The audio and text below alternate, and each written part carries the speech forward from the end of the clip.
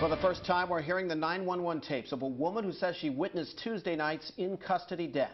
She says she saw everything, and Eyewitness News reporter Tom Murphy listened to the tapes and has more. Tom? Caitlin, the Kern County Sheriff's Department turned the tapes over to us today.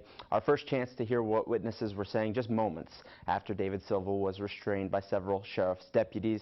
He died shortly after that. Take a listen to the tape. Kern County Sheriff's Office, how can I help you? Yeah, your police officer is over here on Flower, and I think it's Palm. What is it, Mom? Palm. There was a man laying on the floor, and your police officers beat the out of him and killed him. The caller continued, saying the man had been unconscious, not breathing for at least 20 minutes. The caller says she had videotape from when the sheriffs first pulled up to when she called 911. She added she was right in front of where it all happened, and the sheriffs didn't have to do what they did. You have 1, 2, 3, 4, 5, 6, 7, 8 sheriffs. The guy was laying on the floor, and 8 sheriffs ran up and started beating him up with sticks. The man is dead, laying right here, right now. And I got everything on videotape. The man was not doing nothing. These cops have no reason to do this to this man. And he asked for help. He was yelling for help. He was begging for help. No one came because the people that were supposed to help him were the ones killing him. Animals. That's what they portrayed to be to me, because that's what they acted like. That's how Jason Land describes the deputies he saw Tuesday night. They jumped out, reached for their bats, poles, whatever you want to call it, beat that man till they killed him, right in front of my face. While sheriff's officials investigate a suspect's death in their custody, more questions are raised about what happened after that incident. A witness we interviewed asks why he was arrested a few hours later, and a family asks why their cell phones were seized. Reporter Carol Ferguson has the latest. Well, today we talked to the attorney that family hired. That lawyer was also contacted by the eyewitness we heard from yesterday. This all happened across from Kern Medical Center at about midnight on Tuesday. Officers say the suspect was reportedly intoxicated and he fought with the officers.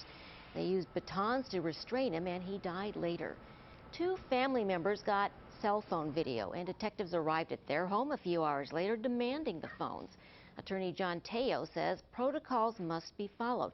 He questions why it took so long to get a search warrant and keeping the family in their home for hours till the search warrant arrived. Melissa Cuellar says her family wants the video to be available, and that's what they told officers. We told them we weren't going to give them our phone. And they told us that it was evidence, and pretty much my house was a crime scene because we had the evidence. I think they felt that they could intimidate these people in giving them their phones without the search warrant. And now they're holding the phones, and there's no reason to. What are we supposed to do when we're witnessing a sheriff, police officer, whoever it may be that's, works with the law, committing a crime like this, man? Who do we call? He called Eyewitness News. Even before being interviewed, Jason said he was afraid of going on camera. After speaking up, he said he felt like he was being followed by deputies. He couldn't stop thinking about what he'd seen Tuesday night. So what are they going to do to me? They do the same to me. I ran. He said he ran to the nearest friend he could find, who drove him to the hospital. If I wouldn't have said nothing, I wouldn't be in cuffs. But since I said something, I'm in cuffs.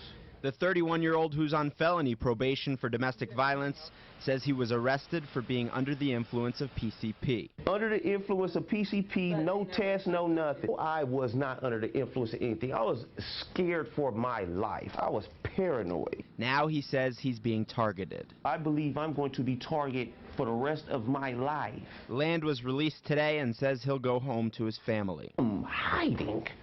That's what I'm going to do. I don't trust outside. When the people that's supposed to protect me for people that do that without badges, the badges will do it too. Good. Can't do it. He thinks there should be some consequences. They deserve this. They don't deserve death, because I'm not God. I don't believe anybody deserves to die. But to be taken away to where they won't be able to do that again to anybody, they got the wrong one and cut. Jason also said that he felt like there was an extended period of time between when he saw the man beat up and when the ambulances ultimately arrived. In studio, Tom Murphy, Eyewitness News. Caitlin, back to you. Thanks, Tom. And we have more now on the man who died in custody, David Silva. We heard from his father last night. Today, Eyewitness News reporter Courtney Bryant spoke to Silva's brother. Courtney? That's right. David Silva's brother, Christopher Silva, is in mourning, but that has not stopped him from speaking out. He says his brother was murdered at the hands of those who should have been fighting to save him.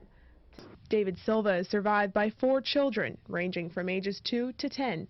They haven't yet learned of their father's death, but when they do, Christopher Silva wants them to hear the right story. And I don't want them thinking or being told that my brother was just a bum on the street laying face down in the pool of his own blood. He was much more than that, and if anything, I want them to be able to know that their father meant a lot to a lot of people. Christopher Silva says the memory of his brother will encourage him and his family to fight for justice. And he asked for help. He was yelling for help. He was begging for help. No one came because the people that were supposed to help him were the ones killing him. As the coroner's office is conducting an autopsy, the family has not yet been allowed to view the body. Christopher Silva says all he wants is to say goodbye one last time. All I ask for is to see my brother's body. You know, I want to see what they did to my brother before anything is kind of hidden, you know, before anything is made up. I don't want anyone else to see. Just let me go in there and let me see my brother. The coroner's office says an autopsy has been conducted, but results have not yet been released. We will, of course, be sure to bring you the latest as this story continues to develop. Back to you.